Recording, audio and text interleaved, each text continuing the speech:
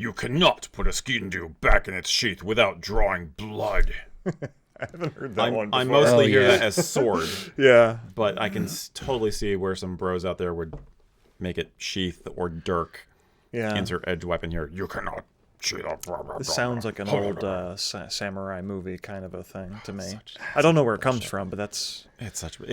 It comes from... There was a verse, slogan, motto thing that was written once, I think, on the blade of a Spanish rapier or something that said, how'd it go? Draw me not in anger, sheathe me only with honor, or something like that. And people interpreted it as, it was a cool kind of a motto, for an age when people were fighting duels. But interpreted as, well, if you're gonna draw a weapon, you better be prepared to use it. Yeah, so it goes to the machismo thing. It's totally. I think the new stock answer to that should be, I completely understand. You're right. Pull out the Sgian Dubh and hand it to him. Be like, here, do the honorable thing. It does speak to the basic, weapon safety thing of don't pull your weapon out if you don't have some reason why you think you need to use it. And never on the first date. Fair enough. And it's adjacent to that idea, like if you're learning gun safety, they tell you don't point it at a person unless you have some reason to be pointing a gun at a person. Loaded or not. Yeah. I just, this feels to me like a teenager fantasy novel kind of a kind of thing. I mean, I would go with a alternate version, like, you can never put your Sgian Dubh away unless there's haggis grease on it. That sheath would be stinky and sticky. But the last time I used a Sgian Dubh was to cut open a haggis in this very room. I've never used a Sgian Dubh for anything else. I've used it to open beer bottles. Right? Yeah. It sounds like the I have other tools for that, though. Sounds like a punk rock, either album name or band name, Stinky and Sticky. Yeah. Yeah, no. But no, I mean, I don't know. I mean, I'm not fair disclosure, I am not a Sgian Dubh person. They're okay, but I would much rather, it's not the kind of knife I would carry as a utility knife. Yeah. They look cool, but I've worn it a couple of times as an accent for a formal occasion. I was just kind of like, this isn't worth it. It's just not my jam. Yeah. And most Sgian Dubhs, as we know, I think it's changing, but most Sgian Dubhs, until recently, were really mostly just costume pieces anyway. At least the ones that are being mass produced. Yeah. They're not really sharp or anything like that. They're meant to just be a ceremonial piece. Yeah. So I wouldn't be surprised if a line like this is becoming more popular now, because there's a lot of knife guys now who are into making fully functional, Damascus steel, blah, blah, blah, Sgian Dubhs and stuff, and they're gorgeous. But I'm sure it goes back to, yes, well, you should be respectful of this knife because 500 years ago, you couldn't carry this unless you were a true warrior. I mean, that's what it comes down to. I think it's as much that as much the pendulum thing, where it's the mass production of Sgian Dubhs that are out there in the market are all, essentially letter opener type blades. Right. Some are a little bit more sharp than others, but none of them are like spectacular high quality blades. Because frankly, most people don't want to drop $250, $300, $400 on a really, really nice blade. So what ended up happening is all the blades, it was, I'll say a race, not to the bottom necessarily, but to the middle or to the lower end. And now there's kind of a pendulum shift I've noticed. Swifty. Swing, shift, swift. In the last 10 years or so, to kind of move towards more artisanal bits and bobs in the outfit.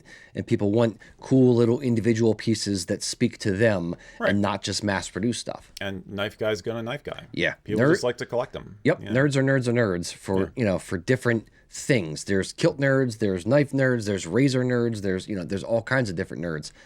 So if you nerd out on kilt stuff, you're going to want the coolest different kilt stuff. If you nerd out on knife stuff, you're going to want a really, really cool blade.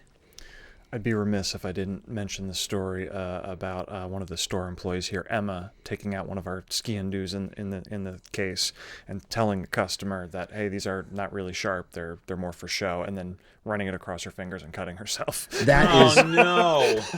Oh no! A, that is spectacular.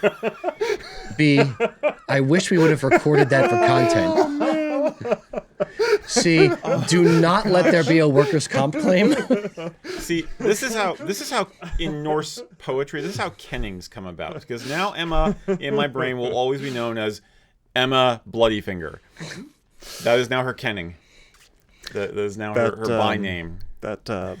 That blade did get sheathed, having drawn blood. Cleaned properly first, mind you.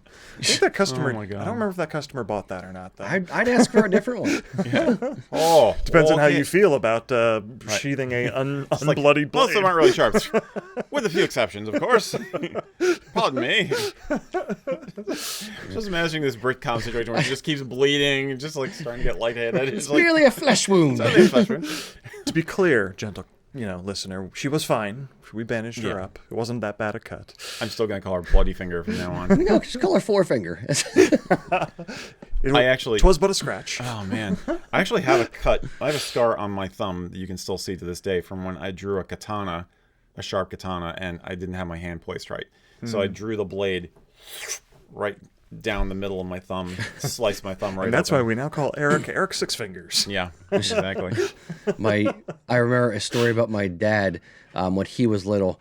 He was over at his friend's house playing, pirates and daggers and stuff. Mm-hmm. So his friend had one, plastic dagger, and went to get another one for himself, and took his dad's real knife and stuck it through my father's hand.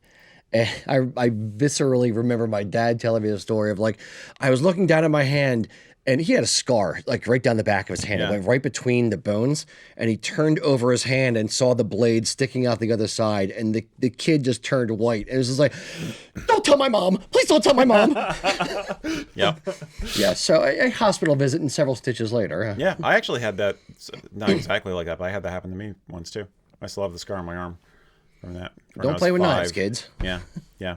Had a neighbor growing up that had a similar story, but with a gun. That didn't go well. Ooh. He lived. Oh, okay.